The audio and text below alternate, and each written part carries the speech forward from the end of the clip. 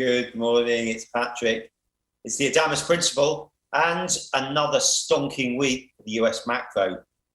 You know, it was a delayed ADP, but there were signs, the writing was on the wall for Eurodollar because it was looking quite toppy. And we'll come to the charts in a second, but ISM services, ADP a beat, you know, that feel-good factor, the US macro really taking on another leg higher.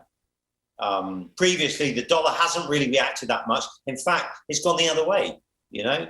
But all that changed recently when, you know, there were questions being asked on if the Fed at Jackson Hole in July, if they're going to mention the unthinkable, the taper word, right? So you can see that in the price. Now, Eurodollar was the pair that really got killed.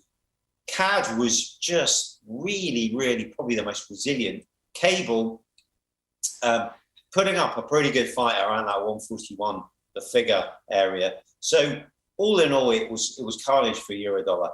But non-farm payroll, not the best correlation, ADP that is, with non-farm payroll, but I think everyone's gunning for a really good figure. If it doesn't come in at, you know, 800 to 900, possibly a million, even though 650 is the price of expectation. So if it doesn't come in with a really firm figure, then there will be some disappointment, definitely.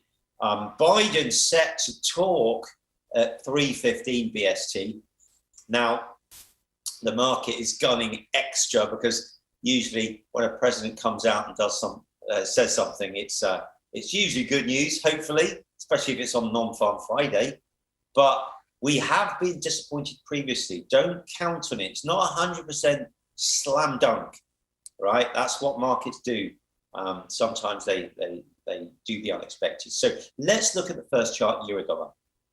As you can see, this trend channel higher got broken, and this 121.75 area, you could see the exhaustion before the bout of additional strong data like ISM services and ADP. You could see that topping out, you know, putting that top in place at 122.45, breaking the 121.75 trend channel, and now flirting with 121.03. That Fibonacci was the 61.8%. Next chart.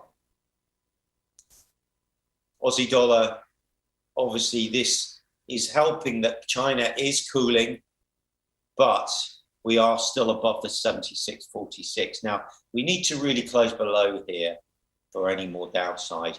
We could get a filthy squeeze all the way up to 77.20, but like I say, it's all waiting for the non-farm today on Friday. So be careful if you do want to get long dollar. Anything can happen, so just manage that risk accordingly. But here we are, we have a wedge. It has broken to the downside. Do expect sellers around that 77.20 area. Next chart, please. Dollar yen going up with dollar, not with risk. So I would just say we are clearly above this 109.76 area.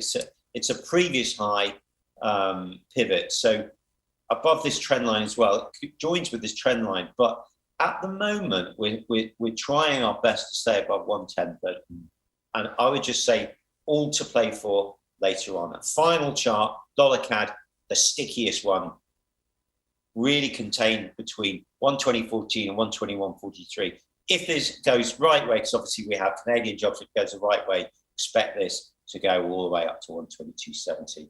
That's it from me. My name's Patrick Reed from the AUDUSD principle. Have a great weekend.